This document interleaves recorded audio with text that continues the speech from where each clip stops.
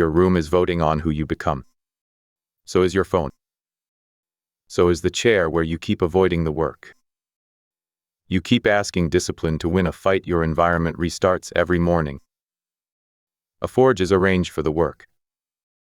The hammer, heat, and anvil are not scattered by accident. If the standard matters, the room must obey it. You say you want to write before the day gets loud. But the notebook is closed in a drawer. The phone is charged beside your hand. The desk is carrying yesterday's decisions. You say you want to train. But every useful thing is hidden, and every easy distraction is waiting in plain sight. You say you are building a one-person empire. But your workspace still looks temporary. Nothing has a place. Nothing is ready. Every session begins with searching, clearing, charging, choosing, and remembering what you meant to do. Then you call the exhaustion a discipline problem. It is not always a discipline problem. Sometimes the old identity still owns the room. It has placed comfort within reach. It has buried the tools. It has made the right action expensive and the wrong action automatic. That environment is not neutral. It is giving instructions all day. Walk into a working forge and notice the order. The anvil is where the body can strike cleanly. The hammer is where the hand expects it. The tongs are close to the heat.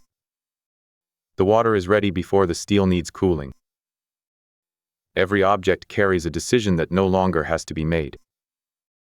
That is what order does. It turns a standard into a physical instruction. The blacksmith does not begin each strike by asking where the hammer should live. The room has already answered. Your environment should answer for you too. Where does focused work happen?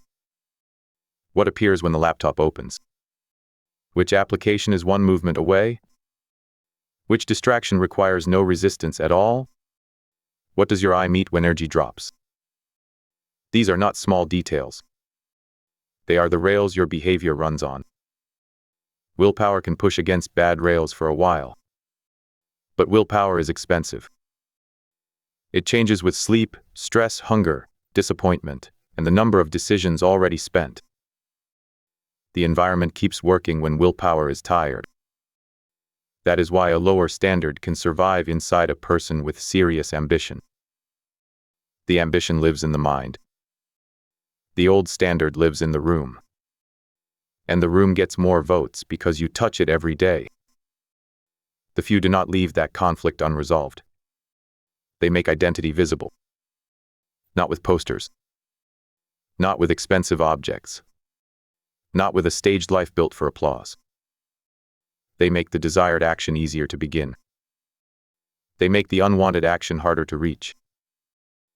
They remove decisions that should already be settled. They give important tools a permanent home.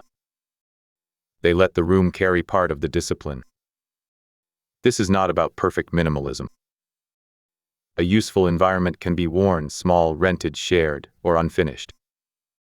The question is not whether it looks impressive.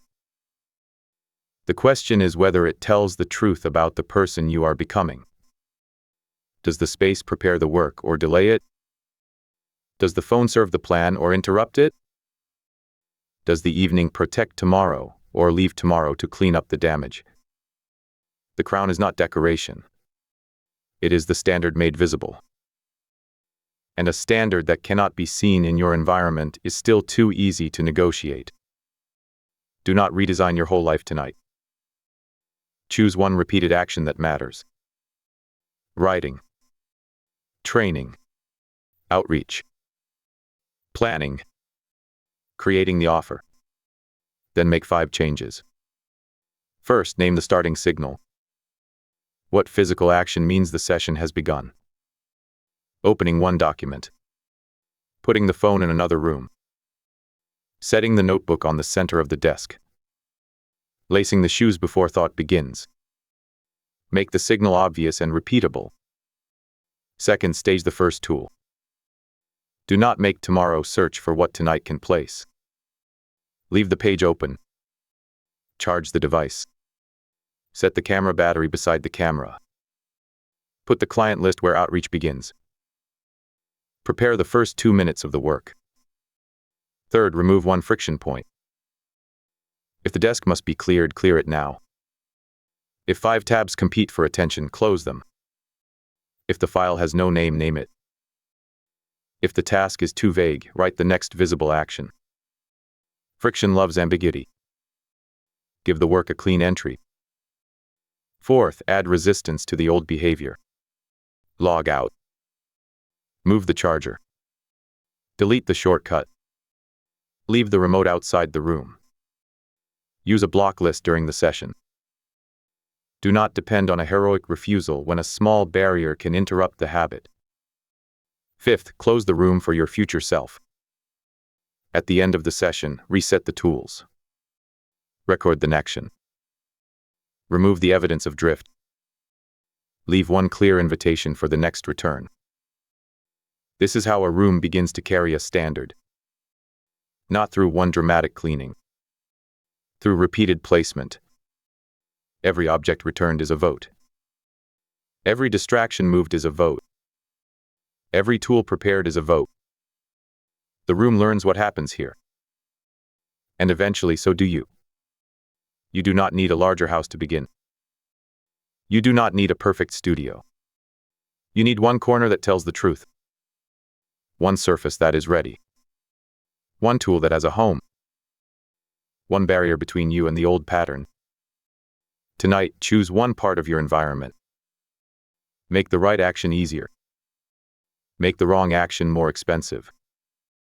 Then return everything to its place when the work is done. The hammer belongs near the anvil. The standard belongs inside the room. Your environment is already voting on who you become. Make it vote for the person you intend to be. Make the room obey.